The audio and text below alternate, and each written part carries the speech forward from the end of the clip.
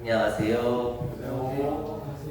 사실 발제 안 하려고 했지만 그래도 저희가 교사인데 말씀 중심으로 모여야 하는데 쉬어가도 좋겠지만은 그래도 가벼운 발제를 해도 괜찮지 않을까 싶어서 제가 간단하게 준비를 했습니다. 사실 좀 중요한 주제와 덜 중요한 주제 둘 중에 어떤 거를 할까 고민을 했는데요. 덜 중요한 주제인 요걸로 하기로 마음을 먹었습니다. 그리고 유치부 선생님과는 별개로 초등부는 이제 구약에서 신약으로 넘어가서 남은 올해 끝까지 신약을 배우게 되는데 구약과 신약 사이에 어떤 역사적 배경이 있는지를 알면은 훨씬 유익을 받을 수 있기 때문에 제가 한번 준비를 해봤습니다. 이게 시리즈가 될 것 같긴 한데요. 일단 첫 번째는 가볍게 들으실 수 있도록 400년 동안 무슨 일이 있었는지를 소개해 드리려고 해요. 외우실 필요도 없고 그냥 이런 일이 있었구나 하고 지나가시면 되는 그런 내용들입니다. 이게 일반 성도분들은 사실 알 필요가 없는데 교사는 좀 알아야 되는 부분들이 있어요. 뭐냐면은 구약에는 없다가 신약에 갑자기 등장하는 개념들이 몇 가지 있거든요. 예를 들면은 구약에서는 침례가 없어요. 근데 신약에서는 갑자기 침례가 등장하고 구약에서는 서기관, 바리새인, 사두개인 이런 거 없었는데 400년이 지나니까 시용 생기고 구약 시대에서는 성전만 있었는데 신약 시대에는 갑자기 회당이 생깁니다. 그리고 수전절, 사내들인 공회, 심지어는 지옥이라는 개념도 구약에서는 찾아보기 어려운데 예수님께서 등장하시면서 갑자기 지옥이 등장해요. 이렇게 구약과 신약 사이에 이 400년 동안에 무슨 일들이 있었길래 갑자기 이런 개념들이 슝슝 생겨났냐는 거죠. 근데 이게 몰라도 신앙생활을 하는 데는 아무런 상관이 없지만은 저희는 성경을 연구하는 교사잖아요. 제가 연초에도 말씀드렸지만 성경을 읽지 않는 목사님 퇴출당하셔야죠. 성경을 읽지 않는 교사도 굉장히 위험한 거다. 여담으로 왜 위험하냐? 그 성경 말씀이 마음속에 충만한 선생님들은 아이들과 교제할 때 성경 말씀으로 교제를 하게 되는데 마음속에 성경 말씀이 없는 교사는 아이들과 교제를 할 때 내 마음속에 있는 가치관, 세상에 이로운 가치관 이런 것들을 전수하게 되기 때문에 교사 마음속에 성경 말씀이 비어 있다면은 그만큼 아이들에게 치명적인 일이 없다. 이래서 저희가 발제도 하고 성경 읽기도 강조하고 하는 것 같습니다. 자, 그래서 이게 준비하다 보니까요, 제가 꽤 많이 준비를 해서 일단 첫 파트로는 역사만 얘기를 하고 다음에 기회 되는데 그 뒷이야기를 좀 해보려고 합니다. 아무튼 제가 드리려고 하는 말씀은 이 400년 사이에 많은 일이 있었다. 그 정보를 좀 드려보려고 합니다. 이게 초등부 공과 때는 얘기했었는데 조금 더 상세하게 선생님들께는 말씀을 드려보겠습니다. 이스라엘이라는 지역은 에스겔서에 얘기한 대로 너를 세상 중앙에 둔 백성이다 라고 했는데 그 말 그대로 이스라엘은 정말로 세상의 중앙에 있습니다.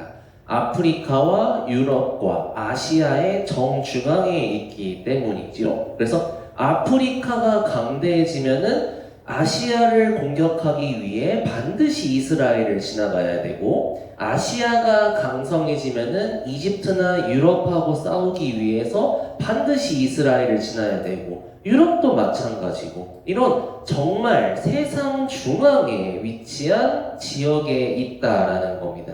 그래서 이스라엘 역사를 배우면은 자연스럽게 세계사 역사와 일치합니다. 왜냐하면은 세계사에서 강대했던 나라들은 항상 이스라엘을 정복했기 때문이에요. 그래서 이스라엘을 정복한 그 나라가 정말 그 당시에 세계에서 가장 강대국이었기 때문이라는 거죠. 실제로도 여기 뭐 아수르, 바벨론, 그리고 알렉산드리아, 그리스, 헬라라고도 하는 이 나라, 심지어 로마까지도 모든 나라가 다 이 예루살렘을 지배했었다라는 겁니다. 그렇기 때문에 이스라엘 역사가 곧 세계사다.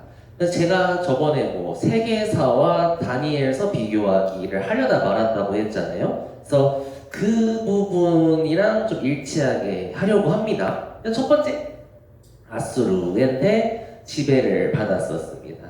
세계사에도 아시리아가 가장 강력한 국가로 등장했다. 그때 이스라엘을 정복하여서 서아시아 세계를 최초로 통일하였다. 다른 교과서에서도 메소포타미아 중심으로 발전한 아시리아가 기원전 7세기 무렵, 이스라엘이 멸망한 연도가 기원전 722년이죠. 그때 서아시아 세계의 상당 부분을 통일하고 이집트 지역까지 지배하였다. 세계사와 성경도 일치하는 게 요시야 왕 시대 때 이집트의 바로 느고와 아수르가 전쟁을 벌이다가 요시야 왕이 죽잖아요. 그때예요. 이집트하고 아수르하고 싸울 때 이스라엘의 남유다의 굉장한 성군이었던 요시야가 죽는 시기가 이때였다라는 겁니다. 그 다음에 바벨론인데 저가 세계사를 배울 때는 이 바벨론이 세계사에 있었어요. 그래서 바벨론 유수 이런 거 배웠었거든요. 근데 지금은 세계사 교과서에 삭제됐더라고요. 그래서 가지고 올 수가 없었어요. 교육과정이 아닌가 봐요.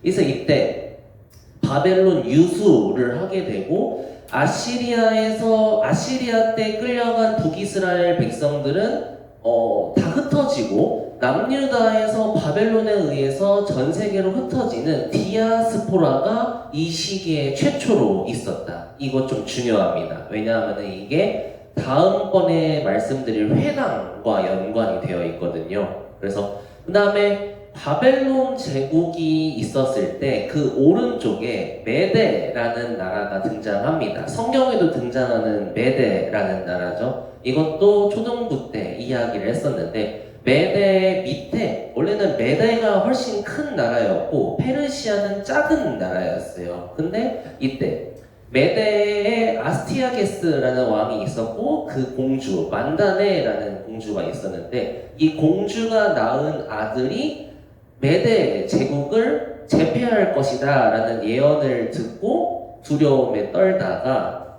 그 다음에 신하를 시켜가지고 만다네 공주가 아들을 낳으면 죽여버려라 라고 명령을 했는데 그 과정에서 실패를 하게 됩니다.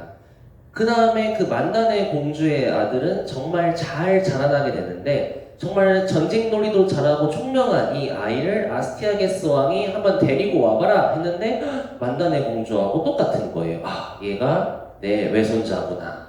이게 바로 고레스입니다. 이게 만화에도 있는데요.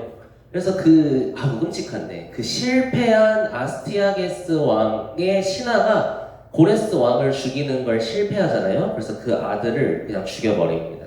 아무튼 그래서 그 신하가 고레스 왕을 페르시아에 있는 고레스 왕한테 우리 메데를 정복해달라라고 부탁을 해서 메데랑 페르시아랑 연합을 맺고 아스티아게스 왕을 체포해서 고레스는 메데 왕국을 통일하게 됩니다. 그래서 그 고레스 왕이 다니엘서에 있었던 벨사살 왕이 부어라 마셔라고 있었을 때 쳐들어와가지고 고레스 왕이 바벨론의 마지막 왕인 벨사살 왕을 살해하고 바벨론을 정복하게 되는 이야기. 그래서 바벨론까지 메데까지 모든 나라를 다 페르시아 제국이 통일하게 된다.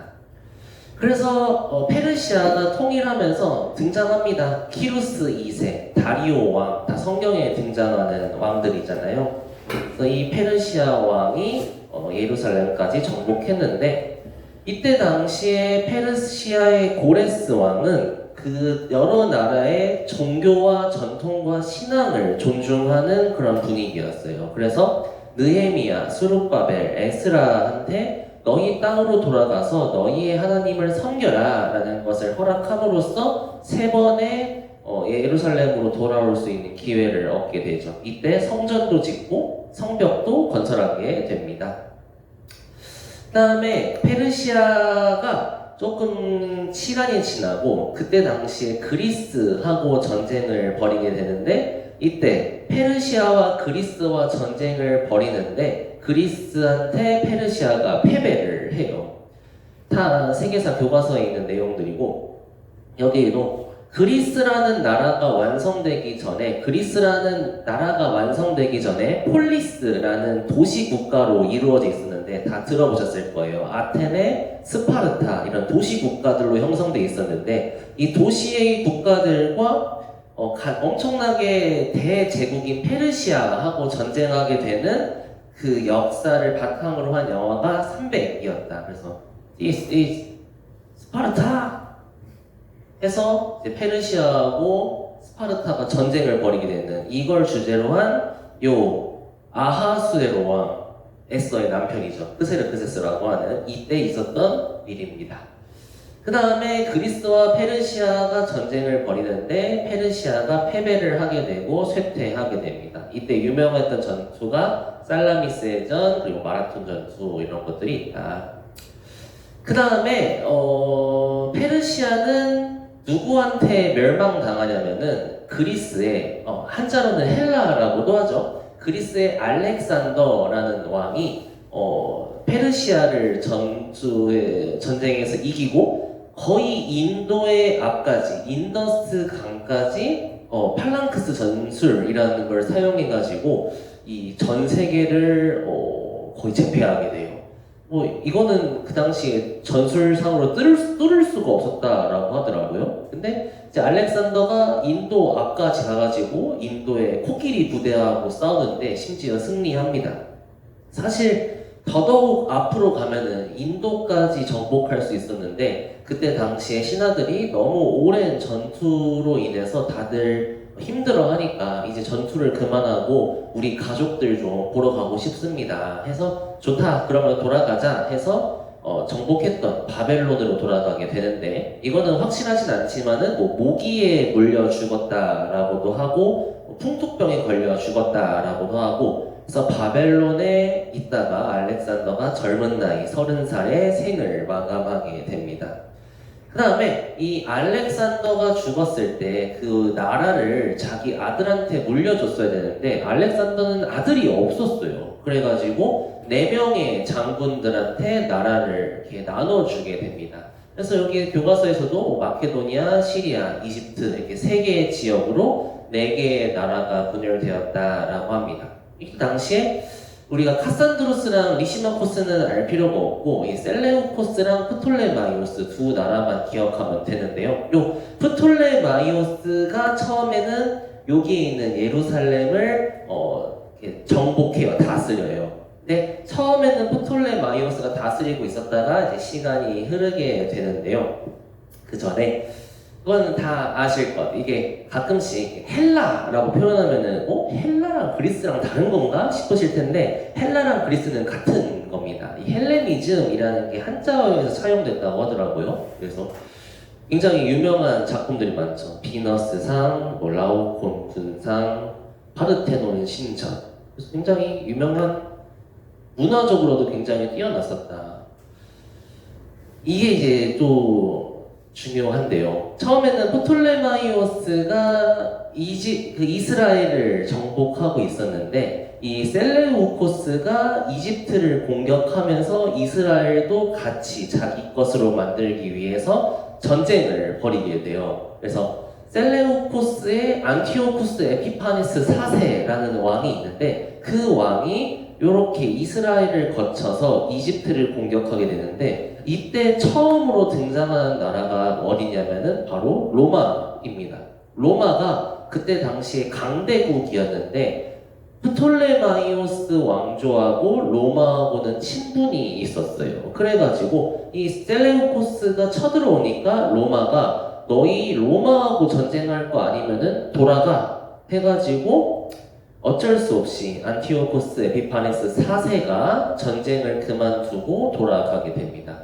근데 자기가 거의 다 이겼던 전쟁인데 로마 때문에 돌아가는 게 너무 화가 나잖아요. 그래서 돌아가는 길에 딱 좋은 분풀이 세상에 있는 거예요. 바로 이스라엘입니다. 딱 좋죠. 돌아가는 길목에 있으니까. 그래가지고 유대교를 탄압하는데 이스라엘 사람들이 돼지를 부정한 짐승으로 해서 싫어하잖아요. 성전에다가 돼지 피를 벽에다가 쫙쫙 뿌리고 성전 지성소에다가 제우스 신상을 세우고 그리고 대제사장을 자기 마음대로 매관매직해가지고 팔고 백성들을 괴롭히는 일을 벌이기 시작한 거예요. 그래서 이거를 참다 참지 못한 유다 백성들이 혁명을 일으키게 되는데 더 이상 우리는 그리스의 지배를 받고 싶지 않다. 안티오쿠스 에피파네스 4세의 지배를 받고 싶지 않다. 우리는 독립하겠다라고 해서 혁명을 일으킵니다. 이게 바로 마카비 혁명이에요. 근데 이때 당시에 남유다 사람들은 전쟁을 벌이기에는 그리스도하고 전쟁을 벌이기에는 군사도 없고 힘이 나약했지만은 지형 지물을 잘 안다는 사실을 이용해가지고 게릴라 전술 치고 빠지고 하면서 그 전쟁에서 승리를 하게 돼요. 그래서 마카비 혁명은 성공하게 되고 최초로 다시 유다 땅에 왕이 생기게 됩니다. 근데 그 왕은 다윗의 혈통은 아니에요. 처음으로 독립국가 하스몬 왕조라는 왕조가 생겨요. 우리가 신약시대에 400년이나 지배받았는데 왜 이렇게 로마한테 독립하고 싶어하는 거지 싶잖아요. 사실 로마한테 지배당한 지 얼마 안 됐었던 거예요. 사실은 이스라엘이 독립국가였어요. 근데 독립국가였는데 한 예수님 오시기 한 60년 전에 다시 속국이 되거든요. 그러니까 과거의 영광을 되찾고 싶었던 마음이 더 컸던 거예요. 왜? 마카비 혁명을 성공했던 기억이 있으니까. 그래서 이때 당시에 마카비 혁명을 성공하고 성전을 다시 이렇게 돼지피를 싹 닦고 제우스 신상도 치우고 성전을 다시 깨끗하게 정리했다라는 걸 기념하는 날짜로 성전을 깨끗이 닦았다라는 걸 기념하기 위해 수전절이라는 날이 생긴 거예요. 그래서 예수님께서 수전절을 지키셨는데 구약시대에 수전절이 없다가 갑자기 등장하잖아요. 이 수전절이 마카비 혁명을 성공한 것을 기념하는 명절이었던 거예요. 수전절 이렇게 있습니다.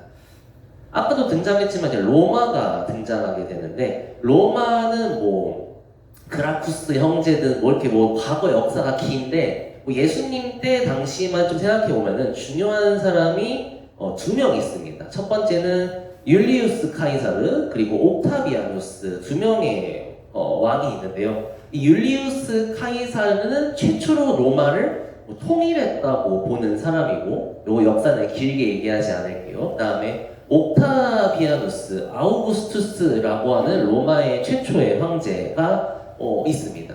그래서 이 율리우스 카이사르로 인해서 파생된 게 뭐냐면은 요 가이사의 것은 가이사에게 이게 카이사르의 것은 카이사르에게라는 의미입니다. 그래서 이 율리우스 카이사르가 최초의 황제는 아닌데 통일했던 대표적인 인물이기 때문에 이 가이사가 율리우스 카이사르를 의미한다.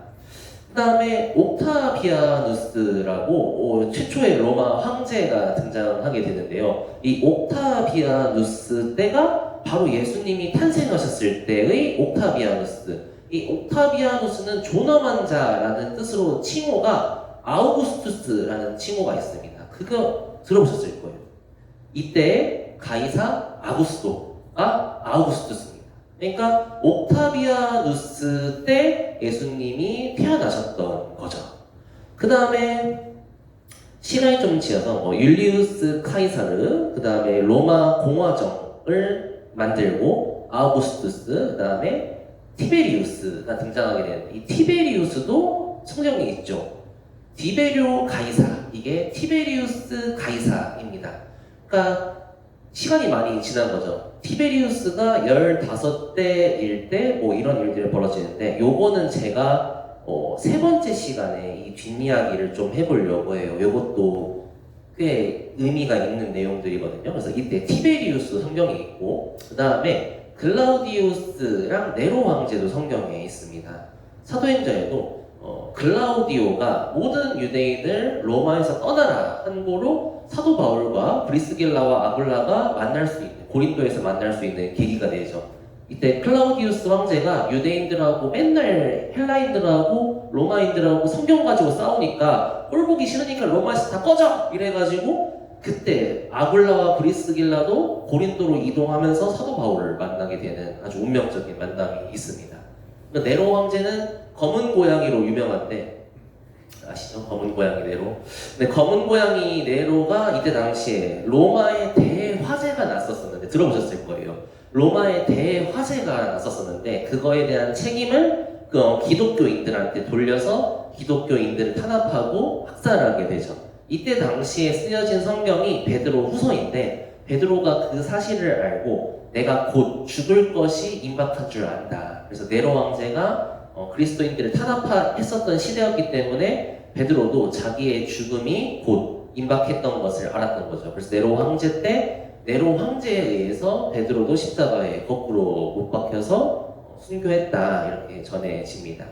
이게 로마였어요. 근데 이 로마도 우리도 사도 바울보다는 막 로마의 시민권 뭐 이런 게 되게 그랬잖아요. 네, 확실한 거는 사도행전을 다 읽어보시면서 느꼈을 거예요. 사도 바울이 로마 시민이 아니었으면은 진작에 죽었다.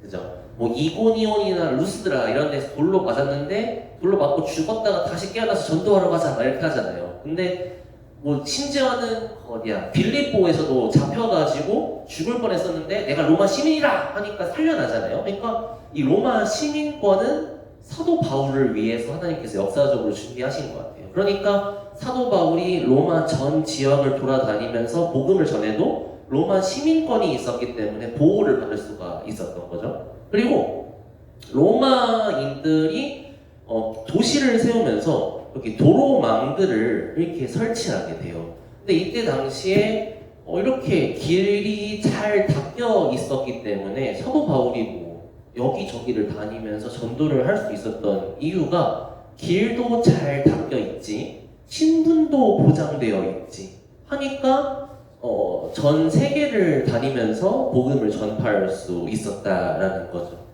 이게 약간의 제 결론이긴 한데 오늘은 결론은 안 드릴 건데, 제가 이 구약과 신약 시대에 400년 동안 무슨 일이 있었냐, 그 결론이 뭐냐면요, 이 400년 동안 섭리라고 하죠. 하나님께서 이 예수님이 오셨을 때 복음이 전파되기 위해서 필요한 거는 다 준비해 주셨어요.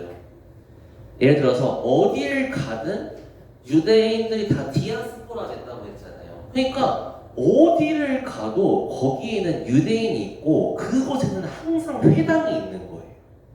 그리고 그 회당을 가기 위해서 어디를 가든 다 길이 잘 닦여 있고, 나중에 할 건데 어디를 가도 다 말이 통해요. 왜? 알렉산더가 헬레니즘 문화를 통해서 모든 전 세계를 그리스어로 대화할 수 있게 통일해 놨거든요.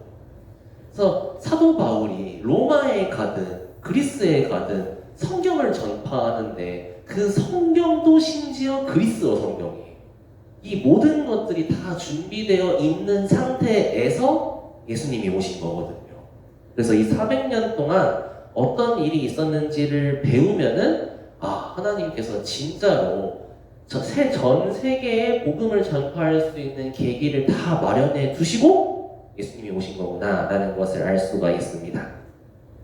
제가 뭐 다니엘서와 세계사 교과서 비교하기를 한다고 했었잖아요. 그거를 하지는 않을 거예요. 왜냐하면 준비를 하다 보니까 이게 오늘 드리는 말씀보다 조금 더 딥한 주제더라고요. 요거는 조금 더 어려워서 일단은 가볍게 오늘은 그냥 세계사 역사 설명드리고, 요 다니엘서 11장을 좀 보여드리려고 해요. 이거를 이렇게 듣고 다니엘 11장을 보시면 재밌거든요. 다니엘이 메대 사람, 이제 다 이해 가시죠? 메대 시대에 다리오 왕이 있었는데 그 다리오 왕 때 이 다니엘서 11장을 쓴 거예요. 근데 그때 예언을 합니다. 페르시아의 첫 번째, 두 번째, 세 번째가 지나서 넷째 왕이 그 누구보다도 큰 재물을 모을 것이고 그리고 권세를 쥐고 그리스를 칠 거다라고 예언을 해요. 근데 실제로 넷째 왕은 아하수에로 크세르크세스였고 그 왕이 실제로 그리스를 공격해서 패배합니다. 이게 다니엘이 있은 뒤에 죽은 뒤에 70년 뒤의 일이거든요. 이걸 예언해요. 그 다음에 그리스에서 용감한 왕이 일어나서 큰 권력을 쥐고 다스릴 것이다. 누구냐면은 다니엘이 죽은 지 200년 뒤에 나타날 알렉산더 왕이에요. 알렉산더 왕의 권세가 끝나면은 그의 나라가 깨어져서 천하 사방으로 나뉠 것이다. 하지만 그 자손이 나라를 물려받지 못한다. 왜? 아들이 없으니까. 그래서 그의 자손이 아닌 다른 사람들에게 그 나라가 넘어갈 거다. 200년 뒤에 있을 알렉산더 대왕이 죽고 나라가 내 나라로 흩어질 거를 정확히 예언을 하죠. 남쪽에 프톨레마이오스 왕이 있고 북쪽에는 셀레우코스 왕이 있습니다. 그래서 남쪽 왕이 처음에는 장군이죠. 프톨레마이오스가 강해져서 그 나라가 처음에는 제일 강했지만 때가 되면은 이 사람이 바로 안티오쿠스 에피파네스 4세예요. 이 왕이 남쪽으로 프톨레마이오스 왕조로 내려가서 이집트를 공격할 거다. 근데 서쪽에서 배들이 공격하는 건데요. 이게 누구냐면은 로마예요. 로마가 도와줬다고 했잖아요. 그래서 로마가 남방왕을 도와주니까 그 때문에 안티오쿠스 에피파네스 4세는 낙심할 거고 그가 퇴각하는 길에 거룩한 언약을 맺은 사람들, 유다 백성들이죠. 분풀이를 할 것이고 거룩한 언약을 저버린 사람을 뽑아서 높이 앉힐 것이다. 대제사장을 자기 마음대로 앉힐 것이다. 성전을 더럽힐 거고 제사를 없애고 제우스 신상의 우상을 그곳에 세울 것이다. 하지만 하나님을 아는 백성들은 용기 있게 버티어 나갈 것이다. 아카비 혁명을 의미하는 거죠. 그러니까 이런 내용들을 봤었을 때 뭐야 이 다니엘 이게 예언이라고? 이거는 후대에 쓰여진 게 분명하다. 이 400년의 역사를 다 보고 나서 기록한 게 다니엘이다.